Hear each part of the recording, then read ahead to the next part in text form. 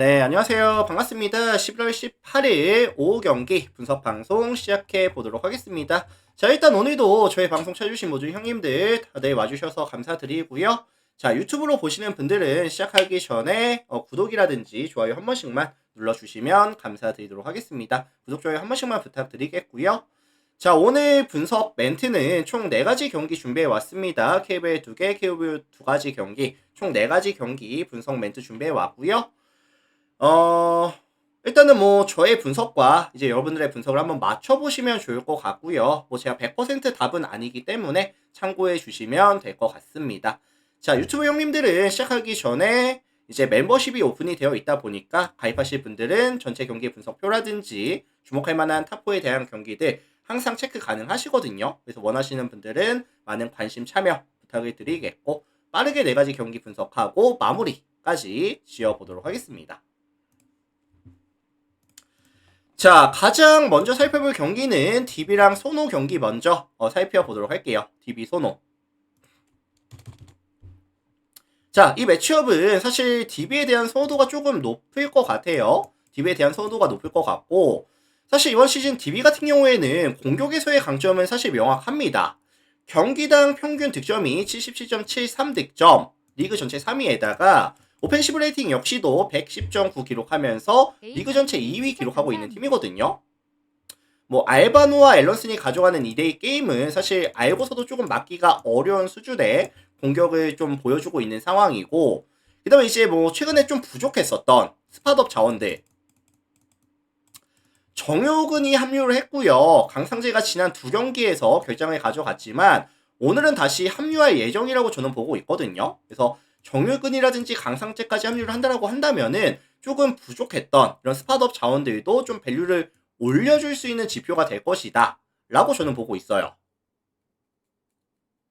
이거 사실 손호 같은 경우에도 팀 전체적인 컨택 능력 자체가 떨어지는 팀이다 보니까 과연 DB에 이런 앨런슨과 알바노가 가져가는 2대2 게임을 억제해 줄 수 있겠느냐, 막아낼 수 있겠느냐, 사실 쉽지 않아 보이거든요.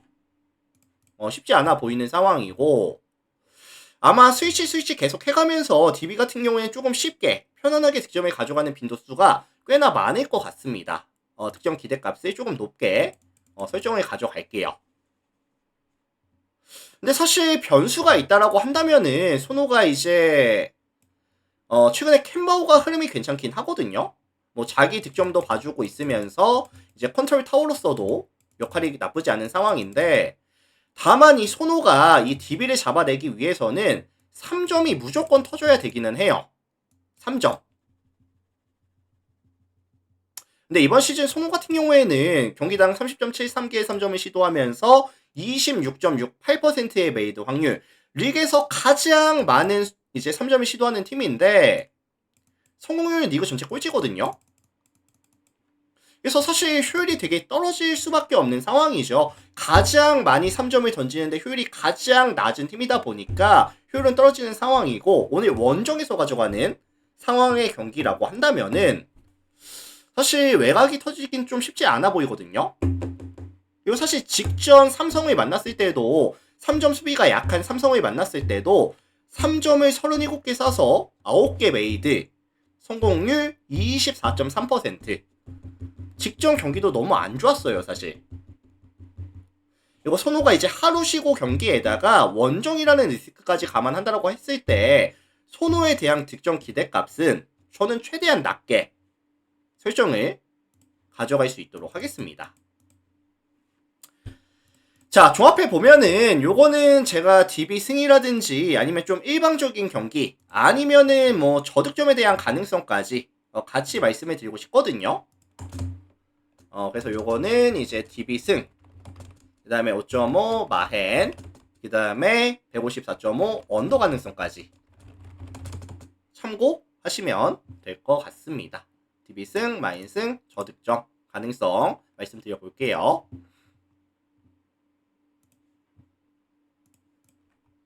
자, 다음 경기 가스랑 KCC 경기 보겠습니다.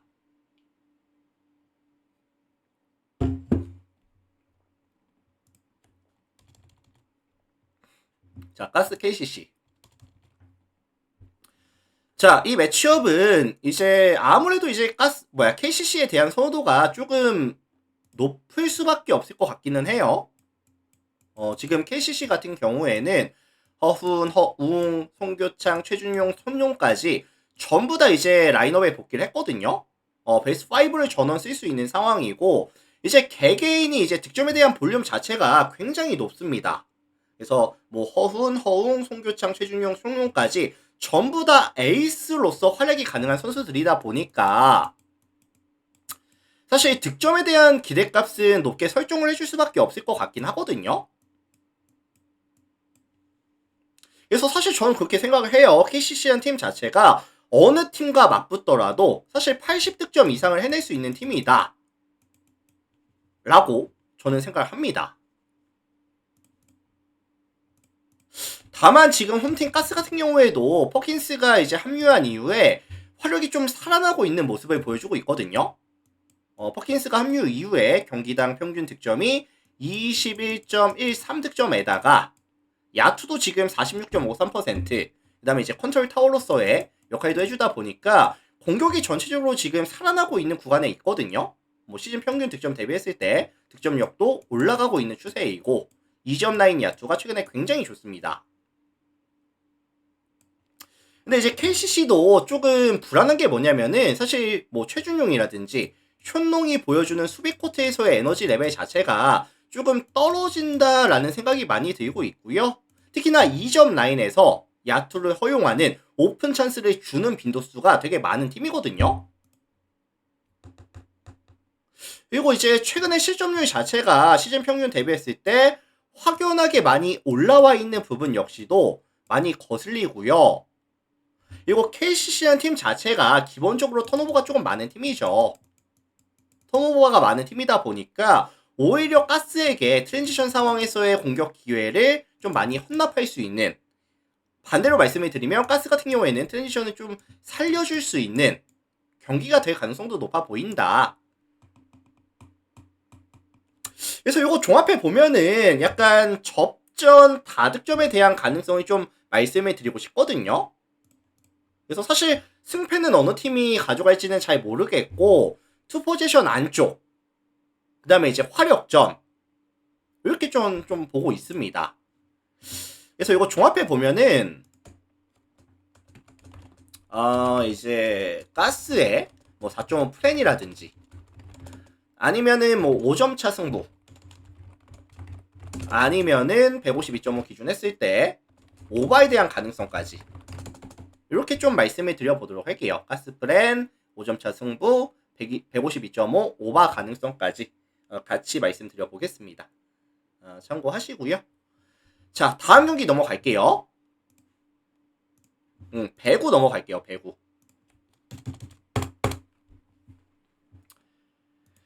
자, 옥저랑 KB손해보험 경기 살펴보도록 하겠습니다. 옥저 손보.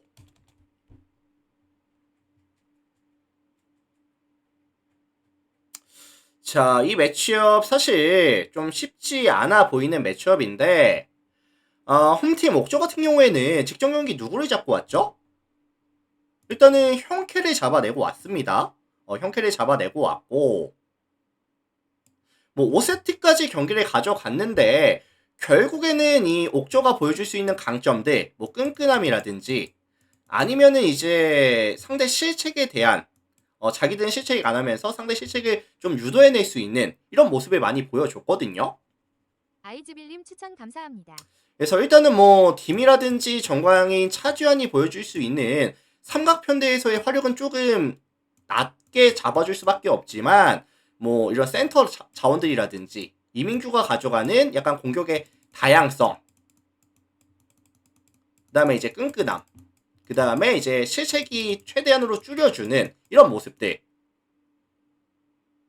그래서 화력은 조금 부족하지만서도 접전으로 경기를 끌어가고 있고 상대의 실책을 유도해내면서 경기를 가져오고 세트를 따내고 있는 모습을 보여주고 있거든요. 자, 반대로 원정팀 선보 같은 경우에는 비에나, 나경복, 야쿠, 뭐 임성진까지 이 양쪽 윙에 대한 화력은 정말 좋습니다. 이번 시즌 공격 성공률이 52.9% 기록하면서 리그 전체 2위까지 기록이 되는 팀이거든요. 다만 직전 이제 3화 원정에서 경기를 잡아내기는 했었는데 경기력 자체가 깔끔하다 이런 느낌은 사실 아니었습니다. 뭐 서브 범실도 16개로 굉장히 많았고요. 공격 성공률은 원정에서 홈 데뷔했을 때 많이 떨어지는 게 사실이고 삼각편대의 순수 화력은 손보가 앞서 나가겠지만 결국에 손보 같은 경우에는 이제 실책이 또 많이 나오고 있다 보니까 옥저가 약간 끌고 늘어질 수 있는 이런 가능성은 있다고 보거든요. 그래서 요거는 세트와 세트 사이에도 점수가 많이 나올 것 같고 뭐 옥저가 최소한 한 세트 내지 두 세트는 따낼 수 있는 접전을 만들어낼 수 있는 아마 손보 입장에서는 화력은 나쁘진 않지만 실책이 많이 나오는 세트에 있어서는 좀 어려운 세트가 될 가능성이 높다고 봅니다. 그래서 요거는 종합해 보면은 옥저에 대한 플랜이라든지 아니면은 186.5 기준 했을 때 오바에 대한 가능성을 언급을 드려보고 싶거든요. 한번 체크해 보시면 좋을 것 같고 참고하시면 좋을 것 같습니다.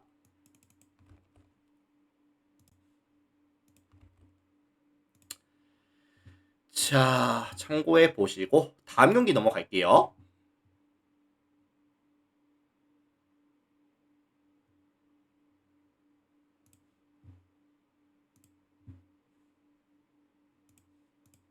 자, 마지막 경기 페퍼랑 형원 경기 살펴보고 마무리하겠습니다. 우사인 볼트 님 추천 감사합니다.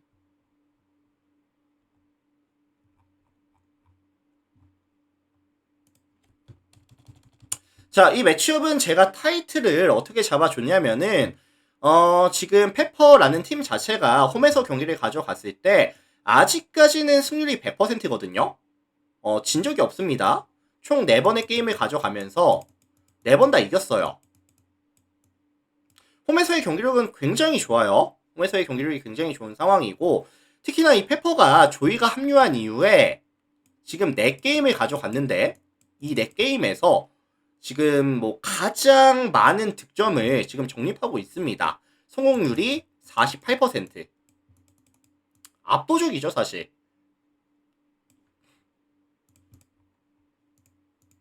그리고 지금 팀 전체적으로 봤을 때도 지금 최근 3경기에서는 성공률이 41.24%까지 올라가는 모습을 보여주면서 어쨌든 화력에서 가장 나은 모습을 보여주고 있는 상황이거든요. 자, 반면에 원정팀 형건 같은 경우에는 냉정하게 봤을 때 카리, 정지윤, 자스티스로 이어지는 이런 삼각편대의 화력이 페퍼 데뷔했을 때 저는 많이 떨어진다라고 생각을 해요. 다만 뭐 양효진이라든지 이런 친구들 활용해주면서 목소금 활용해주면서 경기를 풀어갈 수 있는 가능성은 있지만 순수 화력은 페퍼가 더 낫다라고 봅니다. 그렇다고 한다면 형건이 오늘 경기를 가져가기 위해서 필수적인 조건이 뭐냐면은 사실 서브라고 생각을 하거든요.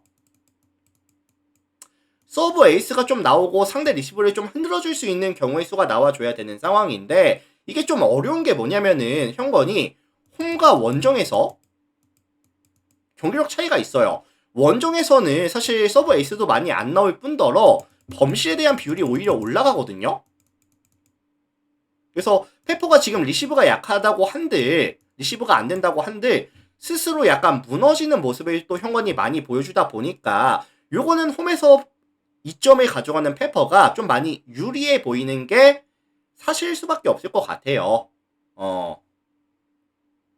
그래서 이게 만약에 홈과 원정이 좀 바뀌는 상황이었으면 모르겠지만 형건에 대한 서브에 대한 이런 강점을 좀 높게 설정해 줄 수 있었으면 모르겠지만 원정이다 보니까 이건 아무래도 페퍼가 조금 쉬운 게임을 가져갈 수 있는 가능성까지 저는 말씀을 드리고 싶거든요.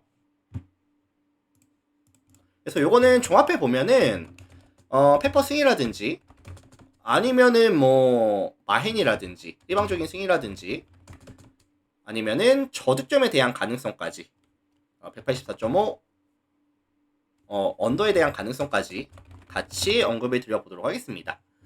자, 이렇게 해서 일단 제가 준비해온 4가지 경기 멘트는 전부 다 말씀드린 것 같고요. 자, 유튜브 형님들은 이제 나가시기 전에 저의 분석 멘트가 뭐 도움이 됐다든지 뭐 잘 들었다라고 하시는 분들은 구독 한번, 좋아요 한번 눌러주시면 감사드릴 수 있도록 하겠습니다. 유튜브 형님들 나가시기 전에 구독, 좋아요 한 번씩만 눌러주시고요. 추천 감사합니다. 자, 이렇게 해서 일단 마무리 지어 볼게요. 유튜브 먼저 마무리 지어 볼 거고, 멤버십 필요하신 분들은 뭐 전체 경기에 대한 분석표라든지 주목할 만한 탑4에 대한 경기들 체크해보고 싶다라고 하시는 분들은 또 많은 관심 참여까지 부탁을 드려보도록 하겠습니다. 자, 오늘 분석 멘트는 여기까지 하고 마무리 지을게요. 유튜브 형님들 다들 감사합니다.